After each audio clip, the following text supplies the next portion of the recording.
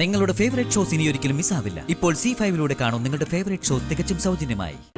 ആരെയും വിശ്വസിക്കരുതെന്നുള്ള വലിയൊരു പാഠം നീ എന്നെ പഠിപ്പിച്ചു. അതിനെനിക്ക് നിന്നോട് നന്ദിയുണ്ട്.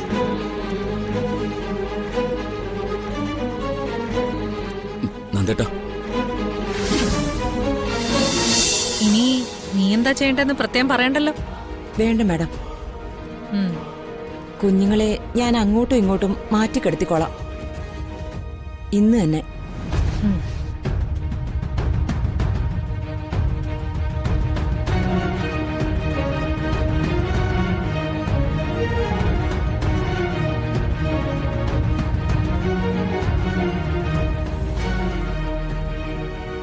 ചക്കരെ, എന്റെ മുത്തുമണി, അച്ഛനോടെ പൊന്നുമോൾ എന്താ ചെയ്യുന്നേ? ഒന്ന് ചിരിച്ച് മക്കളൊന്ന് ചിരിക്കും. അങ്ങനെ ഒച്ചിട ചങ്കക്കുടം.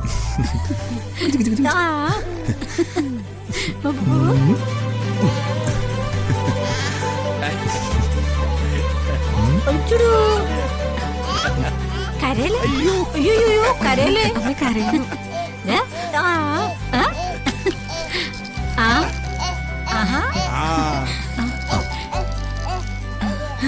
ആരാ വരുന്ന നോക്കി?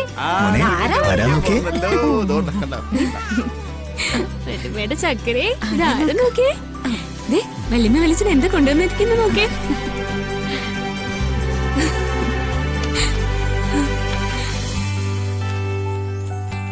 ഇങ്ങോട്ട് നോക്ക്. കണ്ടോ കണ്ടോ, ഇതെല്ലാം മോക്കുള്ള ഉടുപ്പുകളാ.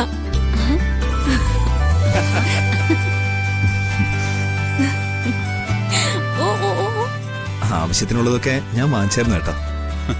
അതെന്നോടല്ല, നിന്റെ ഈ ഏട്ടത്തിയോട് പറയും. ഇപ്പൊ തന്നെ ഇതെല്ലാം വാങ്ങണമെന്ന് ഇവക്ക് വാശിയായിരുന്നു. അത് പിന്നെ നമ്മളായിട്ട് മോക്ക് എന്തേലും വാങ്ങണ്ടേ, അല്ലേ മോളെ?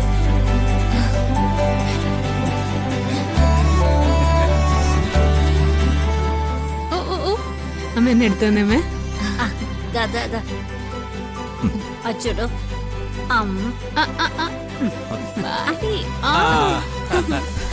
എന്താണ്? കരയില്ലേടി? കരയുന്നു. വല്യമ്മയുടെ പൊന്നല്ലേ, കരയില്ലേ മോളെ? എന്താണ്?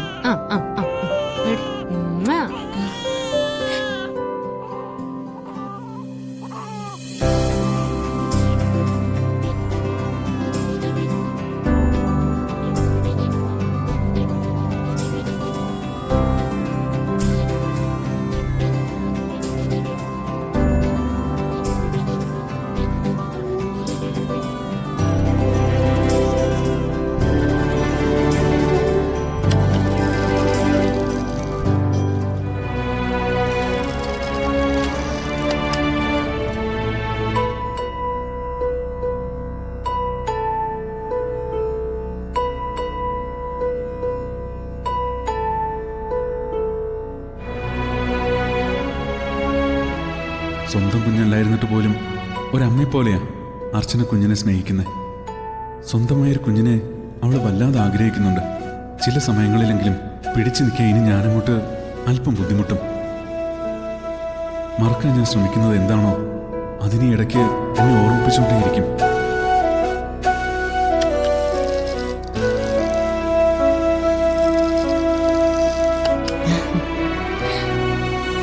സച്ചേട്ടൻ എവിടെ വന്നിരിക്കുന്നേ? ഏയ്, ഞാൻ വെറുതെ ഇവിടെ വന്നിരുന്നേ ഉള്ളൂ. എന്തിനാ സച്ചേട്ടൻ എന്നോട് കള്ളം പറയുന്നേ? എനിക്കറിയാം സച്ചേട്ടന്റെ മനസ്സിൽ വിഷമം തോന്നിയതുകൊണ്ടാ ഇവിടെ വന്നിരിക്കുന്നതെന്ന്. അത് സ്വാഭാവികമായിട്ട് തോന്നും. നമുക്കൊരു കുഞ്ഞുണ്ടാവുന്നവരെ അത് പോവുകയില്ല. എന്തായാലും ഈ കുഞ്ഞിനി നമ്മളോടൊപ്പം എന്നും ഉണ്ടാവും. അപ്പോഴൊക്കെ സച്ചേട്ടന് ഈ അവസ്ഥ ഉണ്ടാവരുത്. അത് സ്വയം മാറിയേ പറ്റൂ.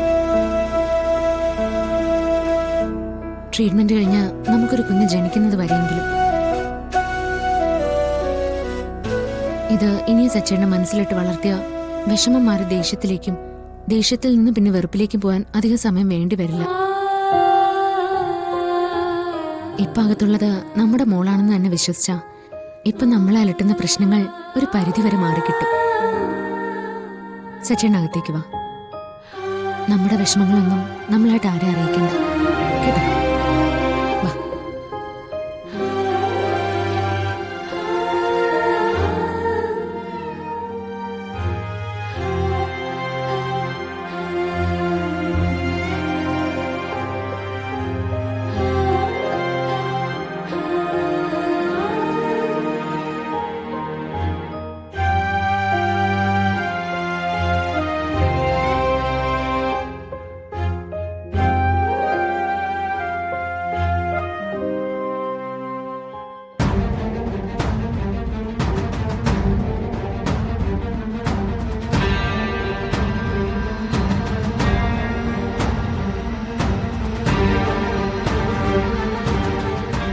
ഇങ്ങനെ ഒരു കൂടിക്കാഴ്ച ഒരിക്കലും ഉണ്ടാവരുതെന്ന് ഞാൻ തീരുമാനിച്ചിട്ടുണ്ട്.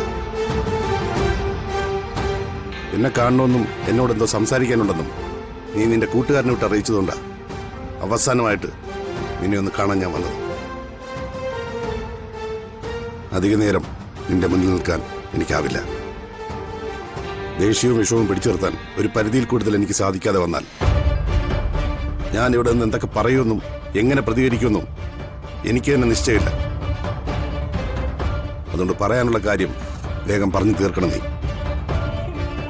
ഒരു മാപ്പിനും മറവിക്കും ഒഴികെ മറ്റെന്തും പറയാൻ നിനക്ക്? മാപ്പ് പറയാനല്ല ഞാൻ സാറിനെ വിളിച്ചു വരുത്തിയത്. മറ്റു ചില കാര്യങ്ങൾ പറയാനാ. മാപ്പ് പറയാനുള്ള അർഹത പോലും എനിക്കില്ലെന്ന് എനിക്കറിയാം.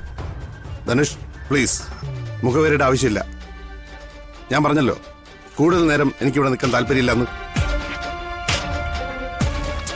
എന്റെ ജീവിതത്തിൽ 2ാം തവണയാ ഞാൻ അത്രമേൽ സ്നേഹിക്കുകയും വിശ്വസിക്കുകയും ചെയ്തവരിൽ നിന്ന് ഇത്രയും വലിയ ചതി ഞാൻ ഏറ്റുവാങ്ങുന്നു. അതിലാദ്യത്തെ ആള് വർഷങ്ങളോളം എന്നെ തടവിൽ വെച്ചു, ഉപദ്രവിച്ചു. അപ്പോഴൊക്കെ മനസ്സിലൊന്നേ ഉണ്ടായിരുന്നുള്ളൂ, എങ്ങനെയെങ്കിലും രക്ഷപ്പെടുന്ന അന്ന് അതിന് കാരണക്കാരായവരെ എന്റെ കൈകൊണ്ട് നിന്നെ കൊല്ലണമെന്ന്. പക്ഷേ അർച്ചനയാണ് എന്നെ അതിൽ നിന്ന് വിലക്കിയത്. കാലം എല്ലാവരെയും മാറ്റുമെന്ന് പറയുന്നത് പോലെ താൽക്കാലികമായി ഞാനും മാറി. അതിനർത്ഥം ഞാൻ അവർക്ക് മാപ്പ് കൊടുത്തു എന്നല്ല, കാലാവധി നീട്ടിക്കൊടുത്തു എന്നേ ഉള്ളൂ. പിന്നെ ഞാൻ ഞെട്ടലോടെ കേട്ടത് നിന്റെ കാര്യങ്ങളാണ്. അതെന്നെ ചതിച്ചു എന്നറിഞ്ഞതിനപ്പുറം എന്നെ തകർത്തത് എന്റെ അച്ഛനെയും അനിയത്തിയും നീ പറ്റിച്ചു എന്നറിഞ്ഞപ്പോഴാണ്. കൂടപ്പറപ്പായി കൊണ്ടു നടന്നവൻ കൂടെ നടന്ന് ചതിച്ചു എന്നറിയുമ്പോഴുള്ള ഏതൊരു മനുഷ്യന്റെ വേദന തന്നെയാ എൻ്റെ ഈ ഉള്ളിലുള്ളത്. അതുകൊണ്ട് ഞാൻ ഇനിയും ഇവിടെ നിൽക്കുന്നില്ല, ഇനി ഒരിക്കലും കാണാനും ആഗ്രഹിക്കുന്നില്ല. അതിന് നീ ഇനി ശ്രമിക്കേണ്ടെന്ന് പറയാൻ കൂടിയാ ഞാൻ വന്നത്.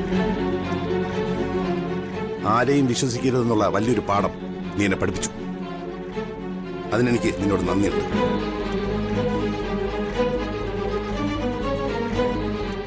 നന്ദേട്ടാ,